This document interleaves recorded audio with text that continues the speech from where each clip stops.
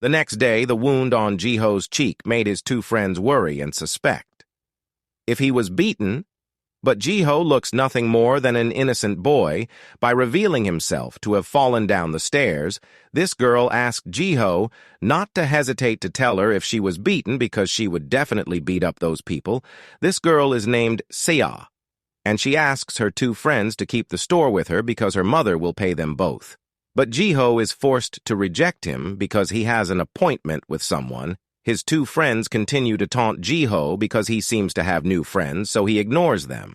Sia's parents run a shop near the orphanage, and Du-seok Dan Jiho usually always works part-time there, but this time Jiho didn't come and just greeted the two of them before leaving.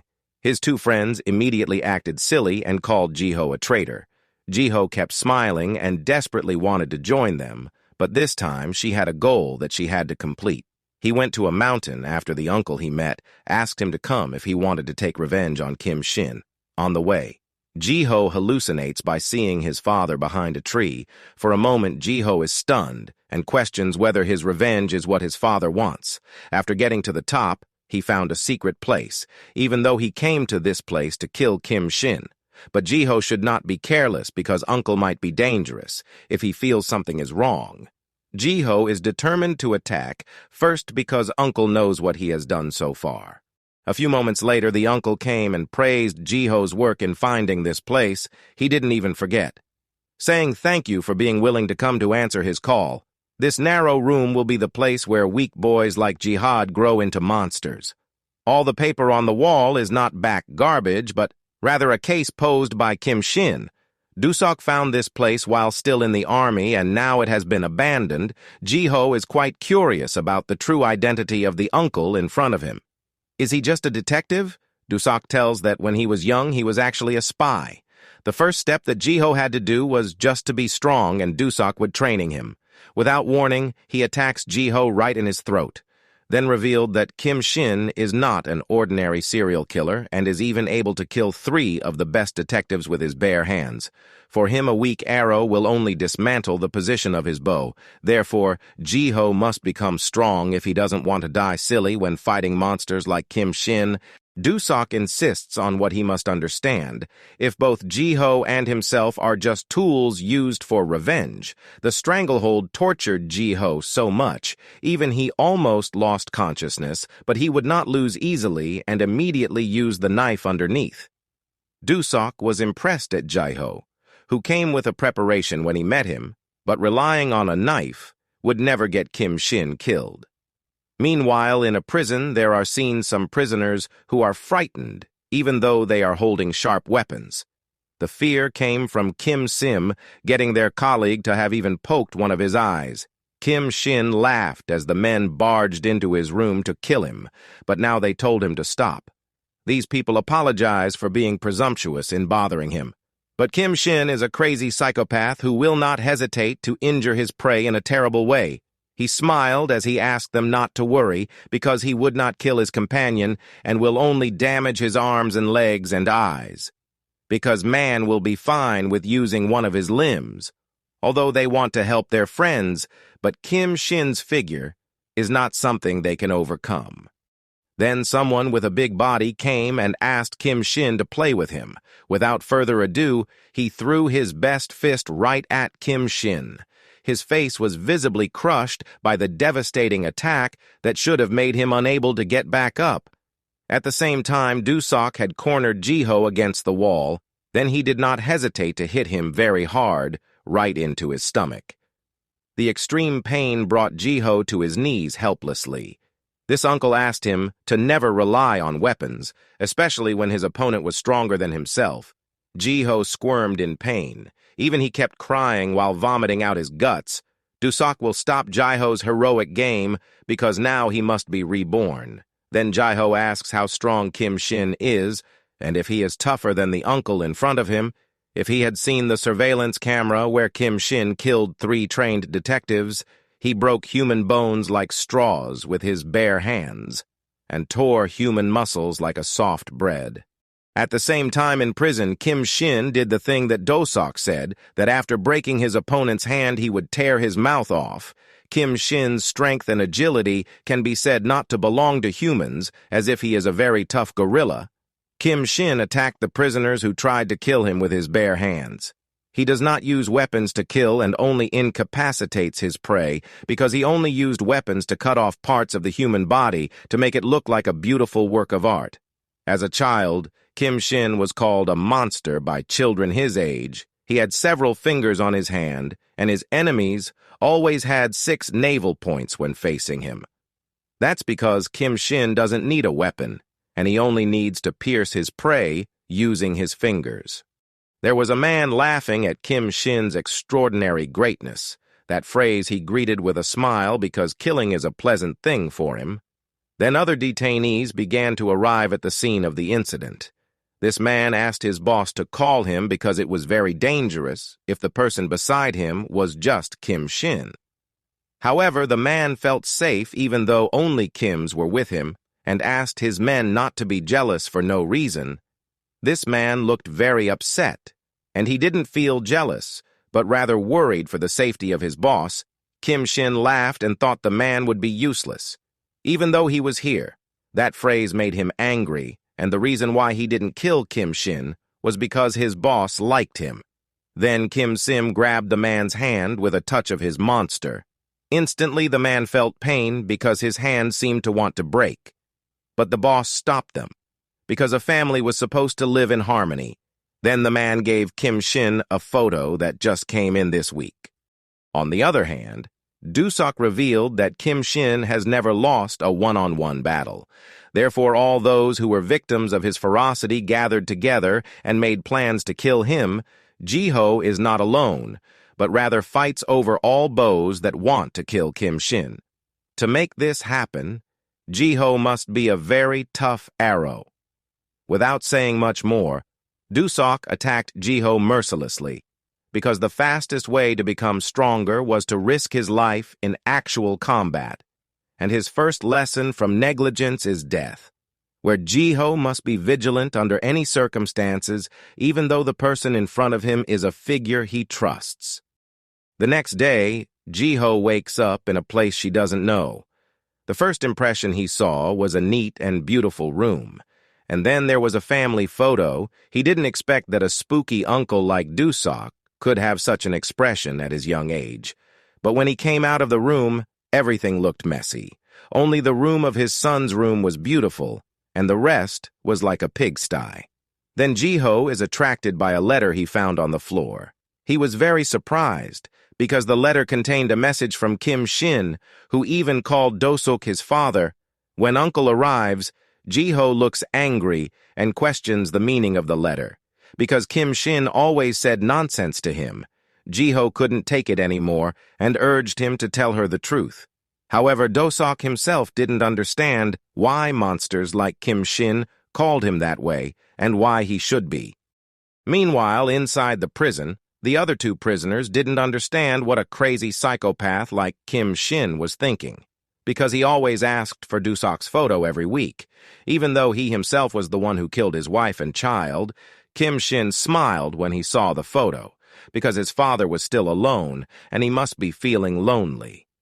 Du-seok kept thinking about his meeting with Kim Shin and his damn mother. It all started 15 years ago, and if he hadn't met them both in the park, then none of this would have happened. 15 years ago, when he was investigating Tomorrow in the park, he seemed bored with this place. At the same time, he was surprised by a woman who called him dear. This messy woman thinks the meeting of the 2 of them is a predetermined fate. Du-seok tried to explain if the woman seemed to be the wrong person because he didn't know her. This woman introduced herself as Jin-seok, as well as her loved one for a long time. He even introduced his favorite son, Kim Shin. Du-seok was instantly angry that the crazy woman dragged a child into her stupidity. This woman asked her husband not to shout because it scared her, although his companion calmed him not to serve the woman. But Du-seok was very disturbed to be called as her husband. However, this woman had proof that the 2 of them were lovers, and Kim Shin was her son. She also asked her beloved husband to open the parcel in his hand because he would definitely be surprised.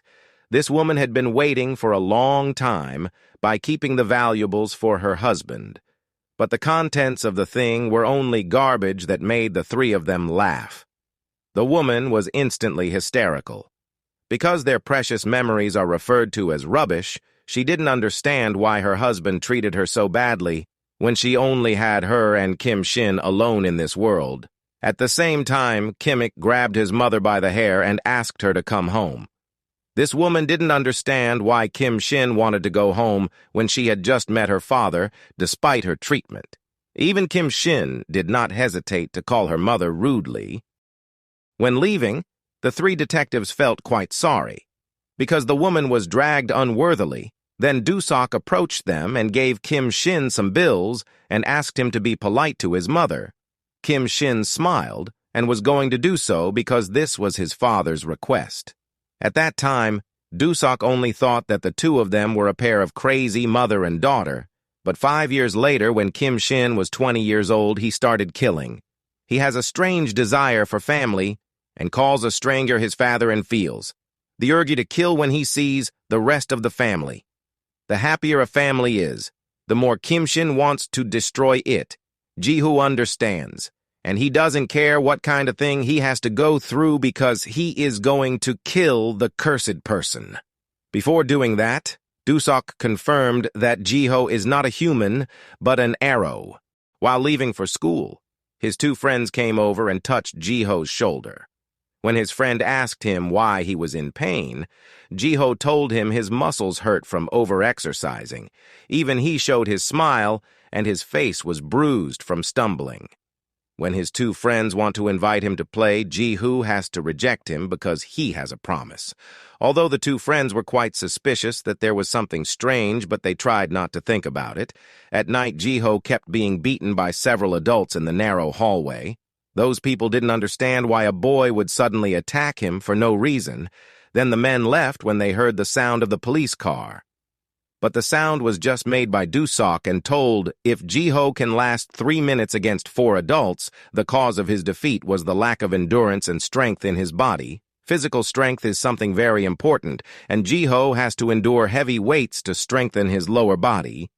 Then he was asked to swallow a lot of food at once to increase his weight. Although the food was not delicious, but Ji-hoo had to swallow it, no matter what. After doing so, Du-seok moves quickly, strangling him because an arrow should not be caught off guard even when eating. The cruel training that was like the hell of life had begun. Ji-hoo never missed a day without training and fainted when exhausted. But the cruel training began to show results where he was able to beat up adults. Even though he was ganged up, Ji-hoo could feel that his body was very light and powerful. His speed made the thugs he fought not move. Even so, sometimes the adults who gang up on him use weapons. It was at that time that Du-seok intervened, because adults should not try to beat up children with guns. He also asked Ji-hoo not to lie down, because today's training has not been completed. Ji-hoo continues to practice his fists because human hands are the best weapon to replace knives and hammers and even axes. Ji-hoo's hands are on the spot every day to be able to knock out his opponent in one attack. 4 months later, he showed impressive improvement and was able to defeat the thugs without difficulty. Not only that his small body has the power to slam adults, Ji-hoo also shows brutal cruelty towards his enemies mercilessly, although the training he underwent was very torturous. But all in order to achieve his revenge, he also, not reluctant to break through the gangs who use weapons. Even so, Ji-hoo fearlessly faced them with his bare hands. Every rope used as a punching bag on the tree has been cut off due to his persistence. Every night, Ji-hoo continues to walk through the gangs in the city to test his skills. Because training is incomplete without practice in real combat, Ji-hoo, who has transformed into a monster, beats up all the bastards mercilessly. Although surrounded by armed gangsters, but he did not flinch in the slightest. Du-seok, who kept a close eye on every fight, praised Ji-hoo for not looking like a human, but a poisoned arrow. His burly body showed the results of his training during this time, and he had truly dedicated his life to revenge. This time, Jiho's punching bag training target is this man who is the murderer of bar workers and has been released because he claimed to be insane after being imprisoned for several years. The man was very surprised when he saw someone who walked into his place without him being able to notice it, before Jiho kills. He reminds the most important thing where the enemy is a murderer like an innocent person. So he asks J-Hope not to see them as humans, but rather trash that must be eliminated. Arrows that can't do their job well are just defective products, and Jiho must be a perfect figure. The man grabs Jiho's shirt because he thinks he is a thief, but Jiho can easily get his arm and break it a step. As the man rebelled, Jiho unleashed an attack right on his throat. Then Jiho asks if he feels pain, and the person he killed must feel the same way. The man took the kitchen knife and understood the meaning of the arrival of the person before him, although faced with weapons. But Jiho did not stop, and he was able to easily snatch that person's weapons. Even he moved quickly, breaking through it so forcefully that it smashed the door. Jiho didn't even hesitate to stab the man to torture him before killing him. The man keeps begging Jiho to forgive him because his life has been ruined, and he also regrets his actions. However, Jiho doesn't think the ruining of the man's life is the right punishment for him. Garbage that kills innocent people should not live with an intact body. He kept beating her and would give her excruciating pain before killing her. In the midst of the cruelty, Jiho is distracted by something until he stops his killing intent. The uncompleted mission made Du-seok very angry by continuing to beat him. Du-seok assumes Jiho did not fail the mission and was simply incapable of killing his target. He didn't understand why Jiho made such a stupid decision when he had trusted him as the perfect arrow. The reason why J-Hope couldn't kill the man was that a child was under the bed. The child looked very scared and tried not to make a sound. Because if Kim Shin takes the children hostage, will Jiho let him go? Jiho would definitely kill Kim Shin. But he didn't agree to be a monster, because he couldn't be a figure like Kim Shin who lost his inner humanity. Du-seok warns that Jiho won't stand a chance of killing Kim Sim if he doesn't become like him. Jiho turns around and asks Du-seok to look for another arrow because he has been disabled. Du-seok is furious and says Jiho just wants to play as a hero without really wanting to avenge him. Then he was stunned when Jiho said that the child under the bed might be the same age as Du-seok's own son. While inside prison, Kim Shin wanted to celebrate something. The other prisoners didn't understand that his birthday was supposed to be last month. Shin told him that this celebration was a ritual against a child he killed. At the same time, Kaok arrives in the room and is quite disturbed by the madness of a psychopath like Kim Shin. He came to give a report, which he always received every week. Kim Shin's face really made this man sick, but he had no choice but to let him go because his boss liked him. When opening the envelope, Kim Shin showed a happy face. On the other hand, Du-seok invites Jiho to take a bath because he has to clean himself after stabbing someone. She also revealed that today is the day of her son's death and it feels very painful for her. Although they are not related by blood, but they look like father and son, Du-seok has given up being a human because killing monsters will not be possible for humans. He won't change his faith and will kill Kim Shin, no matter what. Jiho also wants to kill him, but both his father and son will definitely not like it. If they both become monsters, Du-seok understands Jiho's meaning, but he has no choice, because this is the only way to get revenge. On the other hand, Kaok questioned why Kim Shin was so perverted by constantly asking for photos of the man whose family he had killed.